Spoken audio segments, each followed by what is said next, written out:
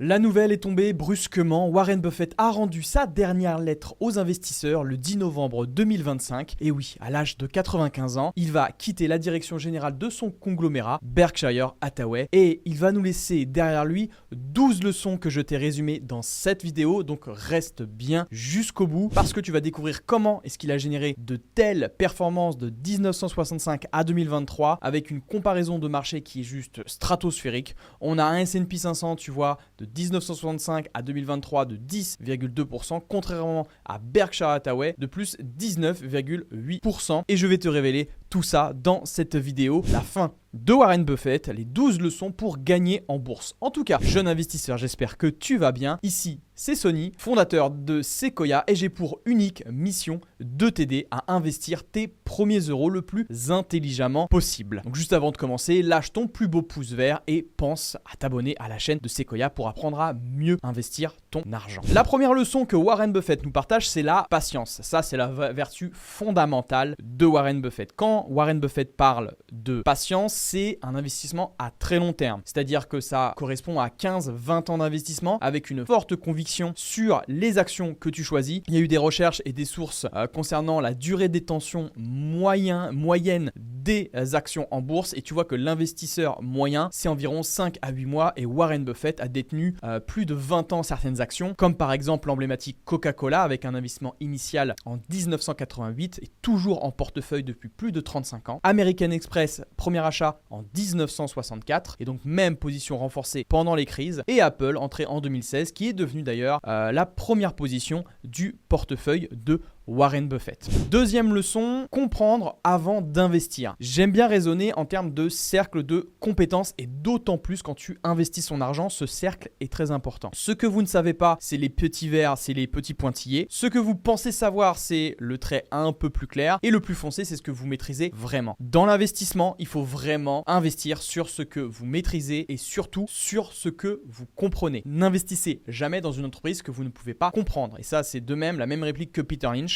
C'est vraiment crucial. Et pourquoi c'est crucial? Parce que quand tu vas acheter une action, il faut la garder, comme je t'ai dit, pendant 15 à 20 ans. Et donc, il faut vraiment garder une conviction forte sur ce titre. Si tu ne comprends pas lorsque ça va baisser, eh bien donc tu vas pas comprendre pourquoi, le modèle économique, etc. Donc, tu vas prendre des risques inutiles et tu vas vendre quand ça va chuter. Et deuxièmement, ensuite, ça va forcément faciliter la détection de problèmes avant le marché. Donc ça, c'est super important. La troisième leçon, c'est la qualité est supérieure au prix. Qu'est-ce que ça veut dire? C'est, comme le disait Warren Buffett, il vaut mieux acheter une action formidable à un prix raisonnable qu'une entreprise raisonnable à un prix formidable. Donc ça, il faut bien comparer que la valeur apparente, d'accord, de l'action n'est pas égale, d'accord, à la qualité de l'entreprise. Il faut bien noter ça. Et donc ça, c'était vraiment aussi l'évolution de début de carrière de Warren Buffett avec le style de Benjamin Graham qu'il a eu au début. C'est-à-dire que il a eu aussi une forte influence avec Charlie Munger, son associé. C'est-à-dire qu'avec Benjamin Graham, c'était une stratégie plutôt de cigarette butt, c'est-à-dire que c'était des entreprises en difficulté, voire des entreprises moyennes à un prix dérisoirement très faible. En fait, l'idée, c'était d'acheter ce genre d'entreprise. Et il a évolué, bien sûr, avec son compagnon, Charlie Munger, qui est aujourd'hui décédé, où il l'a vraiment accompagné et transformé son esprit d'investisseur vers des entreprises de qualité avec des fossés économiques qu'on appelle le moat durable. Et donc ça, c'est très important. Et ensuite, bien sûr, pour garder cet avantage, le moat, il s'est aussi intéressé à différents critères de qualité. C'est ce que je propose d'ailleurs aussi à l'intérieur de la formation, à l'intérieur de l'accompagnement Sequoia. On a un outil, l'AlphaPeak, qui nous permet de filtrer 90% des actions perdantes. Et donc ça, justement, c'est ce genre d'outil qu'on utilise. Si tu es intéressé aussi pour rejoindre un accompagnement et vraiment rejoindre une communauté privée d'investisseurs tout en suivant des modules d'apprentissage, tu as juste à réserver un appel. C'est le premier lien dans la description de cette vidéo où je vais t'expliquer justement comment fonctionne l'école Sequoia et comment est-ce qu'on peut t'aider à mieux choisir tes entreprises. La leçon numéro 4 de Warren Buffett, c'est d'avoir une approche contrariante. C'est une stratégie qu'on appelle à contre-courant, c'est-à-dire que Warren Buffett va rentrer sur le marché quand tout le monde veut vendre. C'est ce que Warren Buffett a réalisé durant la crise de 2008 à 2009, c'est-à-dire qu'il a renforcé, par exemple sur Goldman Sachs, il a investi 5 milliards de dollars et il a investi également 3 milliards de dollars dans General Electric. Et donc c'est vraiment avoir une psychologie inversée, à contre-courant de la foule pour repérer des opportunités. Leçon numéro 5, le prix contre la valeur. Alors ça ressemble un peu à ce qu'on a vu tout à l'heure, mais tu vas comprendre aussi ce que je veux dire par là, c'est qu'il y a une distinction fondamentale selon Buffett. C'est-à-dire que le prix est ce que vous payez et la valeur est ce que vous obtenez. Donc là, il parle plus de concept de value, c'est-à-dire sa stratégie. Donc qu'est-ce que la valeur intrinsèque pour lui? C'est que la valeur réelle d'une entreprise est basée sur ses flux de trésorerie futurs indépendamment de son prix de marché actuel. Et donc là, on va revenir aussi sur sa stratégie qu'il a élaborée,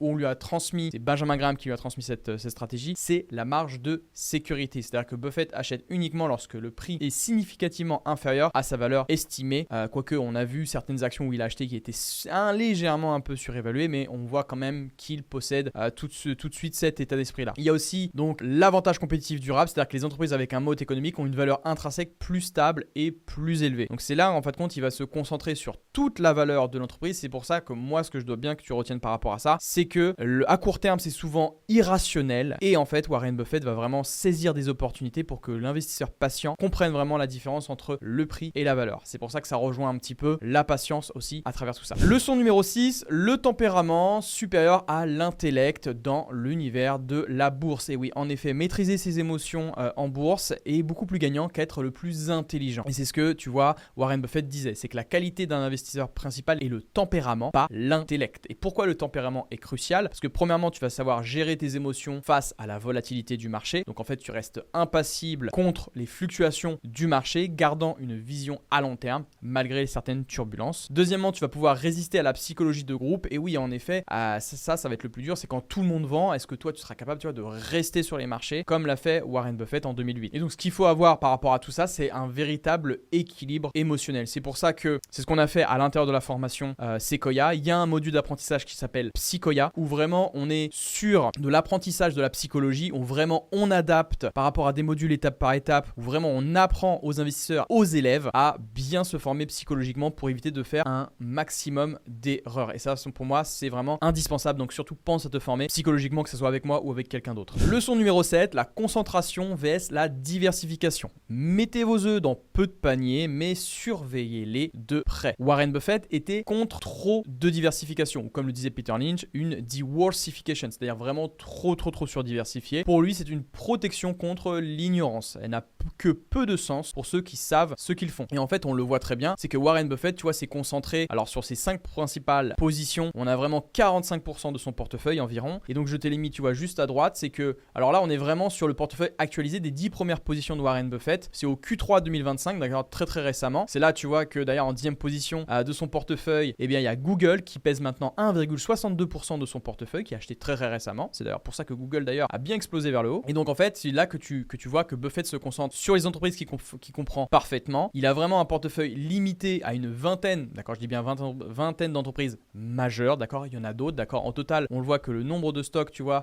eh bien, il en a 41. Et il y a des grandes positions maintenues pendant des décennies. Tu vois, si tu fais bien la distinction entre diversification et concentration, c'est très important. Et en fait, nous, pour résoudre ce problème-là avec l'écosystème Sequoia, moi, j'ai créé une formule qu'on appelle 4D, c'est-à-dire qu'on va, pour la diversification, en fin de compte, on va utiliser ce qu'on appelle les ETF. Les ETF sont vraiment le terrain passif de toute la base, d'ailleurs de ton portefeuille. Et ensuite, en termes de concentration, c'est là qu'on va venir se concentrer et rajouter des actions de qualité qui vont venir rajouter de la performance et nous générer des revenus passifs avec les dividendes. Encore une fois, si tu es intéressé par toute cette stratégie et par l'école Sequoia, eh bien, tu peux cliquer sur le premier lien dans la description. En fait, on essaye vraiment, c'est ce que j'essaye d'enseigner à mes élèves, c'est qu'on essaie vraiment de se concentrer sur des méthodes qui ont fonctionné. Et donc, Warren Buffett, en tout cas, est l'une des personnes qui m'a le plus inspiré. Leçon numéro 8, la vision à long terme. Comme disait Warren Buffett, ne prenez pas les résultats annuels trop au sérieux, concentrez-vous plutôt sur les moyennes de 4 ou 5 ans. Et ça, je le dis régulièrement aussi à mes élèves, c'est que souvent, on va avoir des résultats trimestriels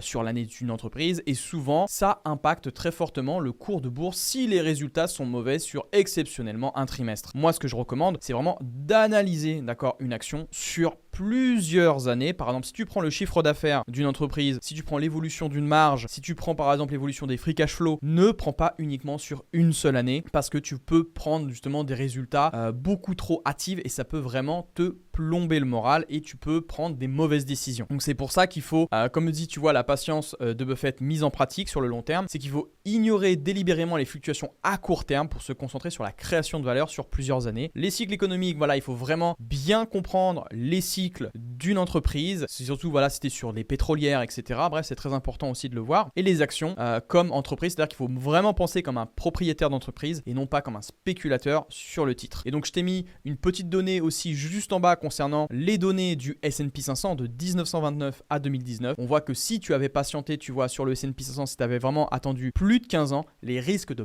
perdre ton argent, eh bien, s'élèvent à 99%. Et un mois, 62%. Tu vois vraiment qu'il y a une grosse différence. Plus tu attends, plus tes risques de perdre de l'argent diminuent. La leçon numéro 9, donc la psychologie du marché, donc le concept de marché maniaco-dépressif, c'est aussi ce que j'ai enseigné d'ailleurs à mes élèves au sein de la formation, au sein du module Psychoya. Eh bien, c'est le concept de Benjamin Graham, de Mr. Market. En fait, Benjamin Graham, il voyait vraiment le marché comme une personne à part entière qu'il appelait donc Mr. Market et qui avait des sauts d'humeur, qui avait des zones d'euphorie, des zones de dépression, bref, vraiment qui montaient, qui descendaient. Et donc, c'est ce que Warren Buffett mentionne d'ailleurs très bien, c'est que rappelez-vous que le marché boursier est maniaco-dépressif. Donc voilà, ça montre bien tout ça. C'est-à-dire que les prix fluctuent bien plus que les valeurs intrinsèques des entreprises. L'investisseur rationnel exploite les excès émotionnels, c'est-à-dire que tu dois savoir repérer quand il y a des excès émotionnels et ça c'est très important pour savoir quand tu dois prendre des décisions. Et donc votre avantage, eh bien donc tu peux savoir qu'il existe donc un monsieur market, d'accord,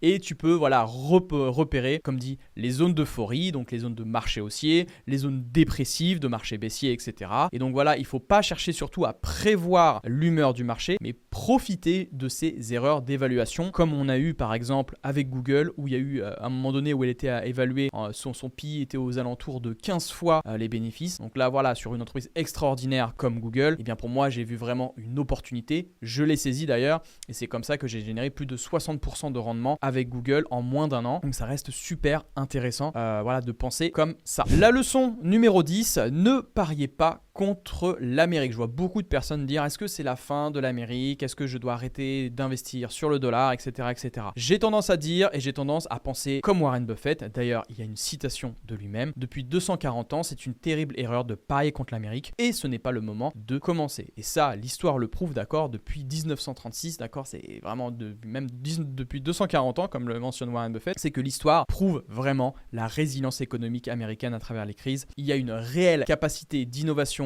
et adaptabilité du système américain. Il y a une vision à long terme qui transcende les cycles économiques et voilà, Buffett voit les challenges temporaires comme des épisodes passagers. Donc voilà, c'est très important aussi de penser comme ça et tu vois que sur cette image-là, eh bien le S&P 500 a traversé voilà de nombreuses récessions. Bon bref, tu peux faire une petite pause si tu veux voir tout ça. Leçon numéro 11, méfiance des profits rapides. Et oui, tout ce qu'on vous promet, c'est-à-dire voilà des biotech, des entreprises qui viennent d'être introduites en bourse, etc., qui promet des rendements stratosphériques, ou même d'ailleurs pas que en bourse, même autre part, que ce soit en crypto-monnaie, des projets qui sont un peu bizarres, un peu sombres, n'y allez pas. D'accord, comme le dit Warren Buffett, quand on vous promet des profits rapides, répondez par un non rapide. Et j'ai tendance à le dire, il y a des gains rapides parce que des risques élevés y sont associés. D'accord, le rendement et le risque, d'accord, sont toujours étroitement liés. Donc les promesses, voilà, comme j'ai dit, des gains rapides, il y a des schémas qui vont être spéculatifs. Les investisseurs vont parier sur les modes d'investissement. Et donc en fait, nous, ce qu'on veut vraiment, c'est éviter de parier sur des modes. Faites très attention à ça. Tout ce qui est hype autour d'une entreprise, quand on en parle beaucoup sur les réseaux, quand on en parle beaucoup sur les médias, c'est le moment de vous dire justement, pour moi, c'est comment je fonctionne là. Dès que j'en entends sur les réseaux, je me dis, ok,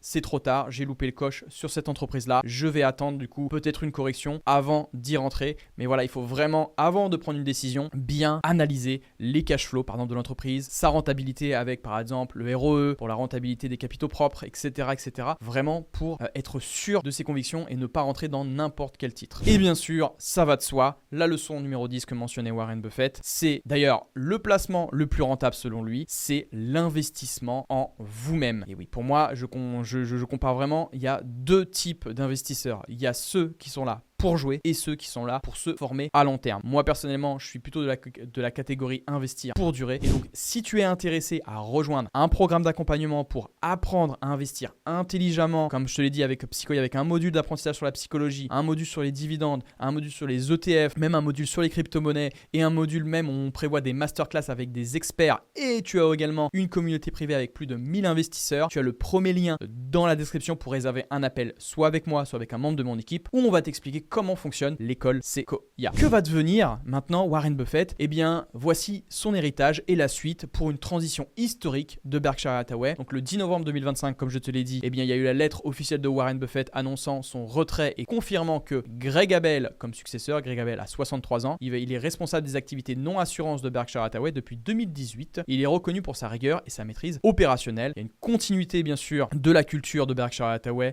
que Warren Buffett veut vraiment préserver, donc une préservation des valeurs fondamentales, allocation de capital rigoureuse et autonomie des managers. Et donc voilà, comme l'a dit Warren Buffett dans sa lettre aux actionnaires en 2025, Greg a l'intelligence, la culture d'entreprise et l'éthique de travail nécessaires pour diriger Berkshire. Les actionnaires n'ont pas à s'inquiéter. Voilà, jeune investisseur, on peut dire adieu à Warren Buffett. N'hésite pas à me dire en commentaire la leçon la plus inspirante de ton côté. Moi, je te dis à très vite dans une prochaine vidéo. Pense à t'abonner également à la chaîne de Sequoia pour apprendre davantage sur l'univers de la bourse. C'était Sony, ciao.